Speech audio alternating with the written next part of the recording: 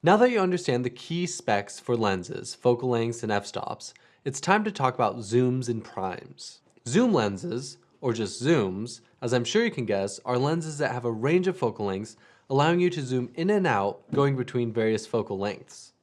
These lenses are typically larger and heavier, and at best open up to around f2.8. The more economical zooms will be f4 or f3.5 through 5.6.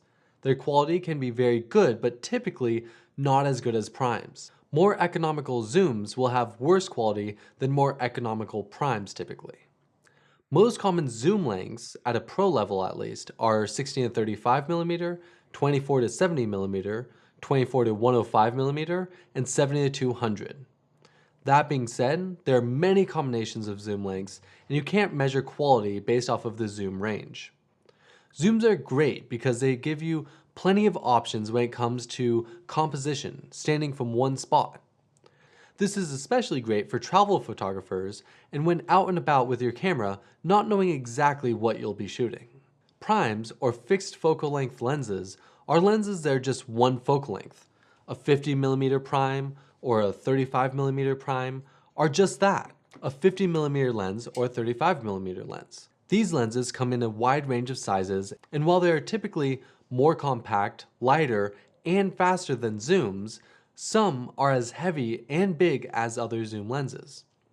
And although it might seem like a zoom would be the better option since you get multiple focal lengths, prime lenses are preferred by many professional photographers, typically offering better image quality, bokeh, and overall performance.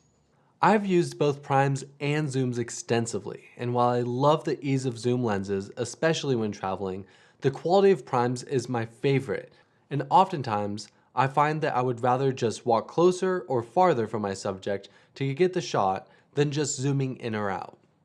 Also, you can find relatively cheap prime lenses that have amazing quality. Either way though, finding the right lens for yourself is tricky and takes time. I started with my 18 to 200mm Nikon lens, practiced my photography, and over the years figured out what lenses I enjoyed using most. My 35 f1.2 is my go-to, but for a long time my 24 to 70 was all that I used. Now when it comes to building your own kit, money does play a big role in this, because lenses aren't cheap. One thing I want to note is that while cameras are important, you can always upgrade your camera body later on. But ideally, you can keep using the same lenses regardless of what camera you get. This is why people typically become loyal to only shooting with Canon or Nikon, Sony or Fuji. It's because even as they upgrade their cameras, they are able to keep using the same lenses. You can buy adapters that allow you to put a Canon lens on a Sony camera, for example, but I find that extra piece of equipment is typically pretty cumbersome, and the adapters greatly slow down your autofocus and take away from any weather sealing you might have. So assuming you have a camera in mind, what lens do you get?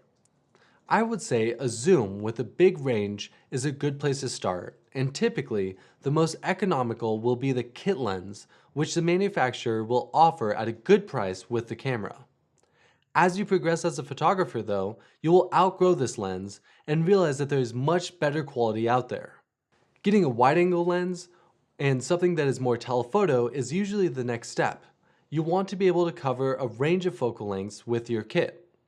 So if your kit lens is an 18 to 55mm, you might want a telephoto lens that is something like a 70 to 200. You might also want a wide angle that's somewhere around 10 to 24.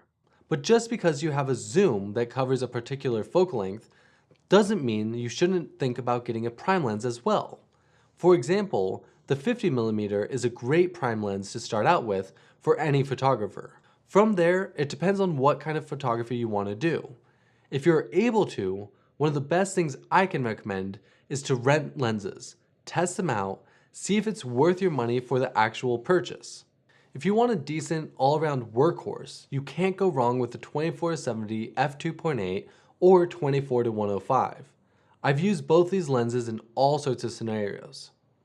If you are passionate about portraits, I would highly recommend getting a prime lens somewhere between 50mm to 135mm. If you are traveling, a zoom lens might be the most practical because you can just bring that one lens. That being said, I have found that while traveling, a discrete prime lens, like my 35mm to be specific, gets some of the best images because it is smaller and people don't seem to be as bothered by it. It's also f1.2, which allows me to get great images in low light, which my zoom couldn't. Plus, it's easier to pack and carry around. For landscapes, you'll definitely want a wide-angle lens to capture large, wide-open landscapes. But I personally love more telephoto lenses for landscape photography to get those detail shots as well. For street photography, undoubtedly, a compact prime lens is the way to go, but focal length is dependent on your style. Do you want to get up close and personal? A wide-angle lens is better for that. But if you want to stay farther away, a telephoto lens is best. For nature photography, you might realize you want an even more telephoto lens, more than 300 or 400mm, to get that right shot of the bird or animal far, far off in the distance. As you can see, there are a lot of decisions to make when it comes to building your lens kit.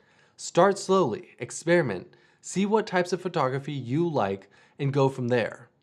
If you have specific questions about lenses, we're here to help. Post questions to the course or drop us a message, and we'll get back to you as soon as possible.